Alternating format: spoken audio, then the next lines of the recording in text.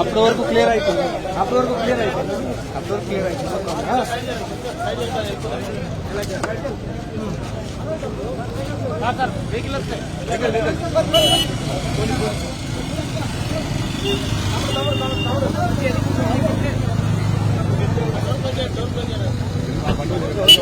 కొంచెం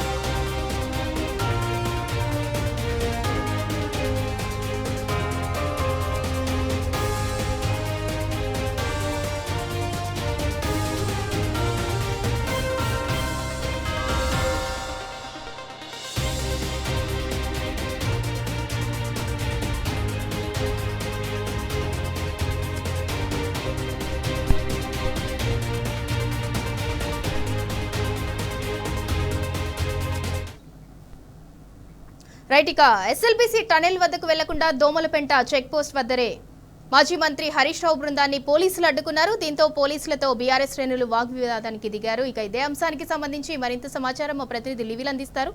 లివిల్, అసలు ఎందుకు బీఆర్ఎస్ శ్రేణులను అడ్డుకుంటున్నారు? అంటే సహాయక చర్యల్లో ఫెయిల్యూర్ బయటపడుతుందన్న ఒక్క రీజన్ తోనే అడ్డుకుంటున్నారా? వారిపై ఎందుకు ఆంక్షలు విధిస్తున్నారు ఎల్లనీయకుండా?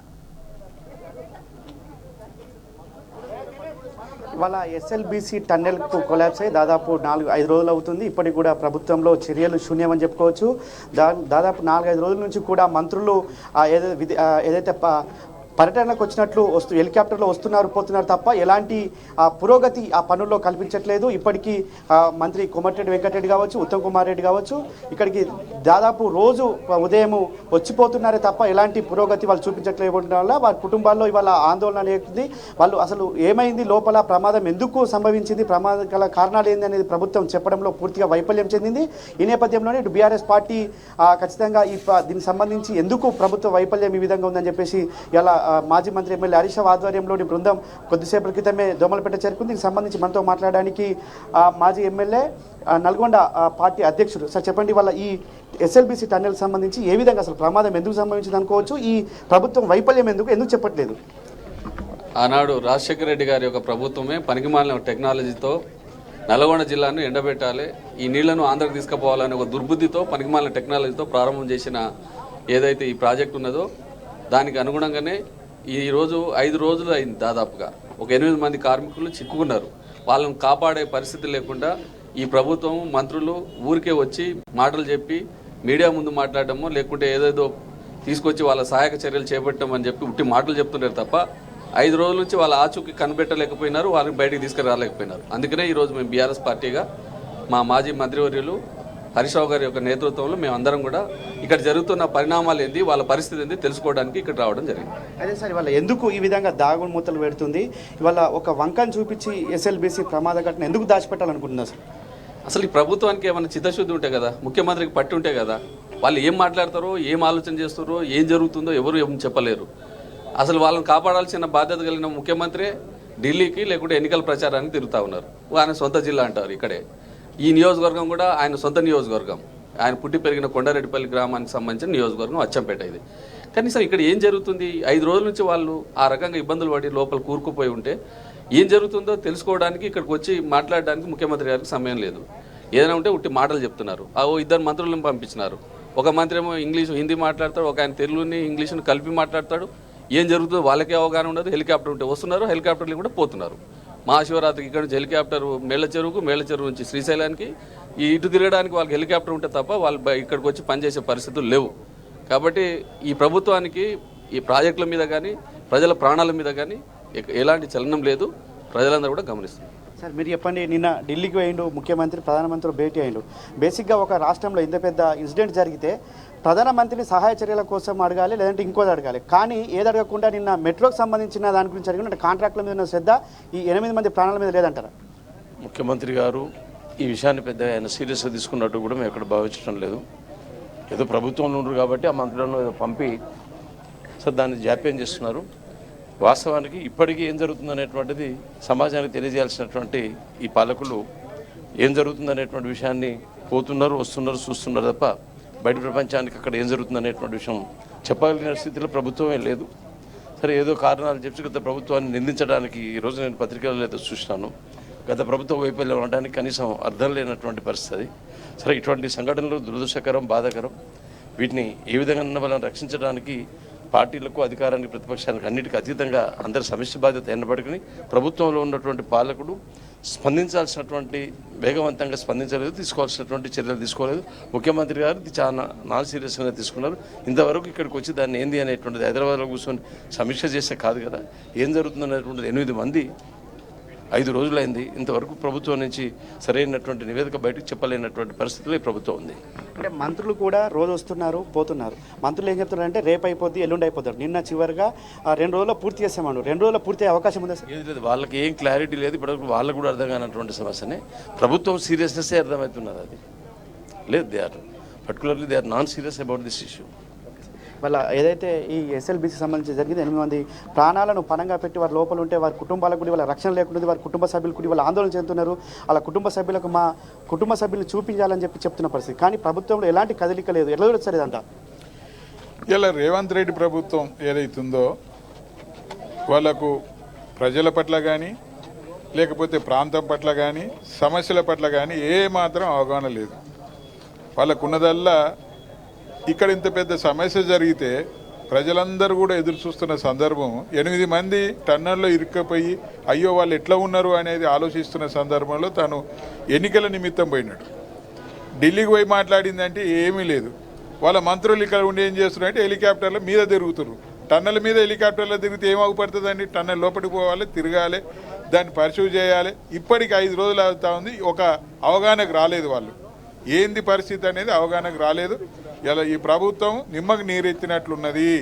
ఎవరు ఎటన్నా పోని మేము ప్రభుత్వంలో ఉన్నాగా, కుర్చీ మీద కూర్చున్నాం కదా అని వాళ్ళు ఆలోచిస్తూ ఉన్నారు. కానీ ప్రజలు అన్నీ ఆలోచిస్తూ ఉన్నారు. రేపు సరైన సమయంలో సరిగా బుద్ధి చెప్పడానికి ప్రజలు సిద్ధంగా ఉన్నారు. వాళ్ళ కుటుంబ సభ్యులకి బీఆర్ఎస్ పార్టీ వాళ్ళ ధైర్యం ఏమింది అంటే బాధితులు ఉన్నారు, వారి కుటుంబ సభ్యులు ఇలా చాలామంది 3-4 నెలల నుంచి మాకు జీతాలు రాలేదని చెప్పి గోడెలో పోసుకుంటారు. వారికి ఒక ధైర్యాన్ని నింపే విధంగా బీఆర్ఎస్ పార్టీ ఏ విధంగా ముందుకు? తప్పనిసరిగా మా నాయకుడు హరీశ్వరరావు గారు వచ్చారు, మా ఎమ్మెల్యేలు అందరూ వచ్చినాం, మాజీలో వచ్చినాం, ఉన్న ఎమ్మెల్యేలను కూడా వచ్చినాం, కేసీఆర్ గారు ఉన్నారు. వాళ్ళకి అన్ని విధాలుగా మేము అండదండగా ఉంటాం అనేది వాళ్ళకు పూర్తిగా భరోసా ఇవ్వడానికి బీఆర్ఎస్ పార్టీ సిద్ధంగా ఉన్నది. ఇవాళ ఏదేమైనప్పటికీ ఎస్ఎల్బీసీ టన్నెల్ అనేది కూడా పూర్తిగా ప్రభుత్వ వైఫల్యంతో జరిగింది. ప్రభుత్వం 8 రోజులైనా వాళ్ళ పట్టించుకున్న పాపన పోతలేదు. కనీసం దానికి సంబంధించి చర్యలు కూడా చూపెట్టట్లేదు. వాళ్ళ ఏదైతే ఎస్ఎల్బీసీకి సంబంధించి ఇక్కడికి వస్తానంటే పోలీసులు అంటే మాజీ మంత్రి వ్యవసాయ శాఖ నిరంజన్ రెడ్డిని సైతం ఇవాళ ఇక్కడ అడ్డుకుంటున్న పరిస్థితి కనిపిస్తుంది. అంటే ప్రభుత్వం వారు చేస్తున్న సహాయ చర్యలకు ఎలాంటి ఆటంకం కల్పించకుండా మేము పర్యవేక్షిస్తాం, ఎందుకు జరిగింది ఏంటి అని తెలుసుకుంటామని చెప్తే కూడా ఇవాళ ఆ ప్రభుత్వం ఆ దిశగా ఎందుకు ఈ విధంగా భయపడుతుంది, ప్రభుత్వంలో వైఫల్యం ఏందనేది కూడా ఇవాళ ప్రధానంగా చర్చించుకోవచ్చు. ఇక్కడ గత 5 రోజుల నుంచి కూడా హెలికాప్టర్ ఉంటేనే వస్తున్నారు, హెలికాప్టర్ ఉంటేనే పోతున్నారు అని చెప్పేసి కూడా ఇక్కడ ఒక విమర్శలు ఉన్నాయి. ఎవరైతే 8 మంది బాధితులు ఉన్నారో వారికి ఒక భరోసా లేదు, వారికి ఒక అండ లేదు, కనీసం కూడా పట్టించుకున్న పాపాన ఈ ప్రభుత్వం పోతలేదు. 8 మంది కుటుంబ సభ్యులకు ఎవరికి అండగా ఉంటారు, వారికి ఎలాంటి సహాయ చర్యలు చేయడం లేదు, కనీసం వారి జీతాలు కూడా రావట్లేదు అని చెప్పేసి కూడా ఈ సందర్భంగా చెప్తున్న పరిస్థితి కనిపిస్తుంది. ఇవాళ కొద్దిసేపటి క్రితమే మాజీ మంత్రి ఎమ్మెల్యే హరీష్ రావు నేతృత్వంలోని బృందం దోమలపేట చేరుకుంది. ఖచ్చితంగా టన్నెల్కు సంబంధించిన ఏ విధంగా జరిగింది, ఎందుకు ఈ విధంగా జరగాల్సి వచ్చింది, దాని పూర్వపరాలు కూడా తెలుసుకొని ఉన్నారు మాజీ మంత్రి ఎమ్మెల్యే హరీష్ రావు. అంతేకాకుండా ఇవాళ ఈ టన్నెల్ సంబంధించిన కుటుంబ సభ్యులను కూడా వారిని పరామర్శించే అవకాశం కూడా ఉంది. మంత్రులు వస్తున్నారు పోతున్నారు తప్ప ఎలాంటి సహాయ చర్యల్లో పాల్గొనడం లేదు, ఎలాంటి కార్యక్రమాలు చేయడం లేదని చెప్పేసి కూడా ఇవాళ ప్రధానంగా అర్థమవుతుంది. హెలికాప్టర్ ఉంటే తప్ప వీళ్ళు రావట్లేదు అనేది కూడా ఒక విమర్శ ఉంది. ఏదేమైనప్పటికీ ఇవాళ తెలంగాణ ఈ ఎస్ఎల్బీసీ సొరంగానికి సంబంధించిన 8 మంది సురక్షితంగా రావాలని చెప్పేసి కూడా అందరూ కోరుకుంటున్నారు. కానీ ఈ ప్రభుత్వం సహాయ చర్యల్లో ముమ్మరం చూపట్లేదు. ఇవాళ రేవంత్ రెడ్డి నిన్న ప్రధానమంత్రిని కలిశాడు, కానీ సహాయ చర్యలకు సంబంధించి ఎలాంటి విషయాలను అతని దగ్గర కోరలేదని కూడా మనం ప్రధానంగా అర్థం చేసుకోవచ్చు. ఇవాళ ఈ దోమలపెంట దగ్గరికి మరి కాసేపట్లో ఇక్కడ బృందం చేరుకున్నది, లోపలికి వెళ్ళనుంది. లోపలికి మీడియా పైన ఆంక్షలు పెట్టిన నేపథ్యంలో మీడియాను కావచ్చు కొంతమందికి మాత్రమే అనుమతిస్తామని చెప్తున్నారు. హరీష్ రావుతో పాటు మరికొంతమంది మాజీ మంత్రులు ఎమ్మెల్యేలకు మాత్రమే అనుమతిస్తామని చెప్తున్న పరిస్థితి కనిపిస్తుంది. ఇవాళ ఈ దోమలపేట దగ్గర కొంత ఉధృత పరిస్థితి కనిపించింది. అయితే ఈ ఎస్ఎల్బీసీ సొరంగాన్ని గత బీఆర్ఎస్ హయాంలోనే దాదాపు 13.5 కిలోమీటర్లు పనులు జరిగాయి. ఈ ప్రభుత్వం వచ్చినాక పట్టించుకోలేదు, ఆగమేఘాల మీద పనులు జరిపింది. సర్వే ఆఫ్ ఇండియా కావచ్చు, ఇటు సిడబ్ల్యూసీ కావచ్చు, మిగతా ఏవైతే ఏజెన్సీస్ ఉన్నాయో ఆ ఏజెన్సీల రిపోర్ట్లను ఏమాత్రం పట్టించుకోకుండా ఉండడం వల్లనే ఈ విధంగా జరిగింది అనేది కూడా ఒక విమర్శ అవుతుంది. ఇవాళ ఏదేమైనప్పటికీ 8 మంది ప్రాణాలు మాత్రం గాల్లో ఉన్నాయి. వారు చనిపోయారా బతికారా అనేది తెలియడం కూడా లేకపోయింది. ఇవాళ తెలియకపోవడంతో వారి కుటుంబ సభ్యులంతా కూడా ఆందోళన చెందుతున్న పరిస్థితి అయితే మనకి ఇవాళ ఇక్కడ కనిపిస్తుంది. వారి కుటుంబ సభ్యులకు కనీసం కూడా సమాచారం ఇవ్వడంలో ప్రభుత్వం పూర్తిగా వైఫల్యం చెందింది. ఎలా ఉన్నారు, వారు ఏ విధంగా ఉన్నారని తెలుసుకోవడంలో పూర్తిగా వైఫల్యం చెందింది. ఇటు ఎక్స్పర్ట్స్ ఏం చెప్తున్నారంటే ఎక్స్పర్ట్స్ ఖచ్చితంగా లోపలికి పోవడానికి చాలా సమయం పడుతుంది, ఇంకా ఎన్ని రోజులు అవుతుందని చెప్పలేము. అక్కడ మట్టి దిబ్బలని కూలిపోయినాయి. ఏదైతే టీబీఎం ఉందో టీబీఎం కూడా డ్యామేజ్ అయింది. టీబీఎంను తొలగించినప్పుడు మాత్రమే ఇది ఆస్కారం ఉంటుందని చెప్పేసి ఎక్స్పర్ట్ చెప్తున్నారు. ఒకవైపు ఏమో ప్రభుత్వం మేము చర్యలు చేపడుతున్నాం, ముమ్మరం చేశాం, 2 రోజులు 3 రోజులు అని చెప్పేసి కాలయాపన చేస్తున్న పరిస్థితి. అంటే ఏది ఎవరిది పర్ఫెక్ట్గా ఉంది, ఎవరు కరెక్ట్గా చెప్తున్నారు అనేది మాత్రం ఇంకా ఊహకు అందట్లేని పరిస్థితి. నిన్న అటు ఏదైతే మైనర్ ర్యాట్ హోల్స్ వాళ్ళు కూడా వచ్చారు, ఎన్డీఆర్ఎఫ్ ఉంది, ఎస్డిఎఫ్ ఉంది, నేవీ ఉంది, ఇటు ఆర్మీ ఉంది. ఇవందరూ కూడా సహాయ చర్యల్లో పాల్గొంటున్నారు, షిఫ్ట్ల వారిగా పాల్గొంటున్న ఎలాంటి ప్రమాదానికి గల కారణాలు ఏంది, ప్రమాదం ఎందుకు జరిగింది, ప్రమాదంలో ఉన్న బాధితులు ఎవరైతే 8 మంది ఉన్నారో వారు ఏ విధంగా ఉన్నారనేది కూడా ఇప్పటికీ పూర్తి స్థాయిలో చెప్పడంలో ప్రభుత్వం మాత్రం పూర్తిగా వైఫల్యం చెందనేది మాత్రం ప్రధానంగా అర్థం చేసుకోవచ్చు. ఏదైతే ఈ ప్రభుత్వం చర్యల శూన్యంగా ఉన్న నేపథ్యంలోనే బీఆర్ఎస్ మాజీ మంత్రి ఎమ్మెల్యే హరీష్ రావు నేతృత్వంలోని బృందం దీన్ని పరిశీలించడానికి వచ్చింది.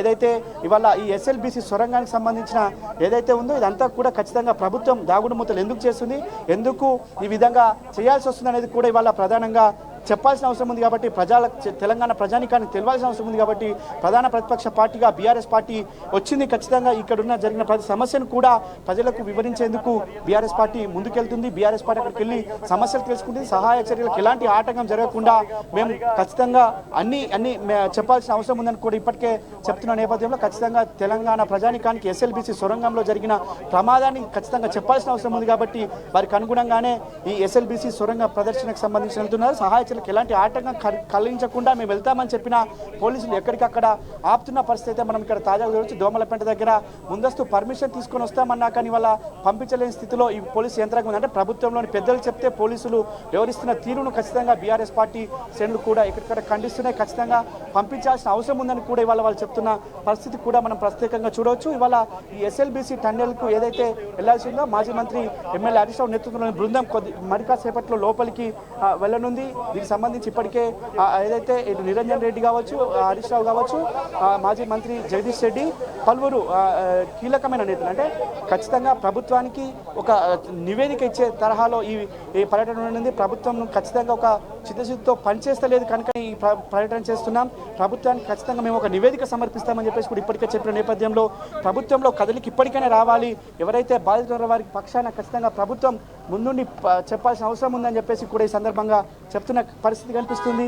ఏదైతే ఇవాళ ఎస్ఎల్బీసీ సొరంగానికి సంబంధించిన ప్రమాద ఘటనకు ఎప్పటికప్పుడు వివరాలు చెప్పాల్సిన అవసరం ప్రభుత్వం పైన ఉంది, కానీ చెప్పడంలో పూర్తిగా వైఫల్యం చెందింది అనేది కూడా ఒకటి కనిపిస్తుంది. ఇవాళ మాజీ మంత్రులు ఇటు ఎమ్మెల్యేలతో పాటు చాలామంది కీలక నేతలంతా కూడా బీఆర్ఎస్ పార్టీ నేతలంతా కూడా చాలా ఉద్రిక్తల మధ్య నడుమ వారికి లోపలికి అనుమతించారు. కొద్దిసేపటి క్రితమే ఎస్ఎల్బీసీ సొరంగ ఏదైతే ప్రమాదం జరిగిన ఘటనకు చేరుకొని ఉన్నారో అక్కడ మరిన్ని ఖచ్చితంగా అక్కడ పూర్తి స్థాయిలో నివేదిక తెలుసుకొని అక్కడ ఖచ్చితంగా ప్రభుత్వానికి ఒక నివేదిక ఇవ్వడం కావచ్చు, బాధితులకు ఎలాంటి సమాచారం ఇస్తే ఎలాంటి వాళ్ళ భరోసా కూడా కల్పించే విధంగా కూడా ఈ బీఆర్ఎస్ పార్టీ నడుం బిగించింది. బీఆర్ఎస్ పార్టీ మాజీ మంత్రి ఎమ్మెల్యే హరీష్ రావుతో పాటు మాజీ ఎమ్మెల్యేలు, మాజీ మంత్రులు, పలువురు ప్రజాప్రతినిధులు లోపలికైతే వెళ్తున్న పరిస్థితి కనిపిస్తుంది. Vote studio.